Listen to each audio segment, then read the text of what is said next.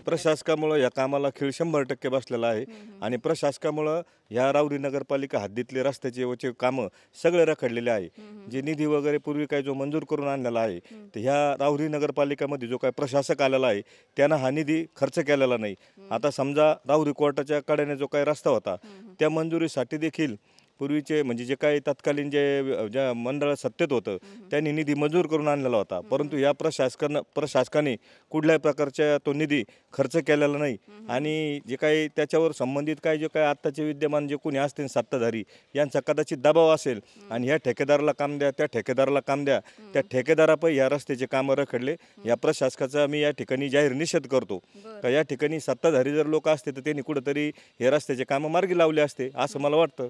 हे प्रशासकीय राजवट यायच्या आधी कामं होत होती का तुमची? एकंदरीत 100% कामं त्यांनी चांगल्या प्रकारे केलेले आहे असं नाही म्हणता येणार नाही.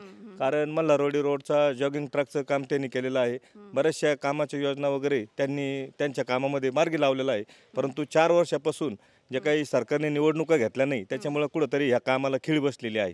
हे 100% मान्य करावंच लागणार. बऱ्याच भागामध्ये दुर्लक्ष झाले असं बऱ्याच भागामध्ये या प्रशासनाने दुर्लक्ष केलं. जो काही प्रशासक नेमलेला होता त्यांनी दुर्लक्ष केलं आणि 4 वर्षापासून कामं झालेली नाही. बरं, आता जी निवडणूक होणार आहे त्यामध्ये कसे हवेत नगरसेवक, काय अपेक्षा आहे त्यांच्याकडून? आता नगरसेवकाचं जर बघायचं जर झालं तर राऊरी नगरपालिकेची निवडणूक ही तिरंगी होणार आहे. त्यामध्ये भारतीय जनता पार्टीचा एक पॅनल आम्हाला वाटतं असणार आहे आणि जनसेवा मंडळाचा विद्यमान जे काही सत्ताधारी होते 4 वर्षापूर्वी त्यांचा एक पॅनल असणार आहे आणि एकनाथ शिंदे साहेब यांचा शिवसेनेचा देखील पॅनल असणार आहे आणि मला वाटतं वंचित बहुजन आघाडीचा पॅनल असणार आहे. अजूनही बहुजन क्रांतीचा पॅनल असणार आहे. असे 3-4 पॅनल ह्या नगरपालिकेची निवडणूक असणार आहे.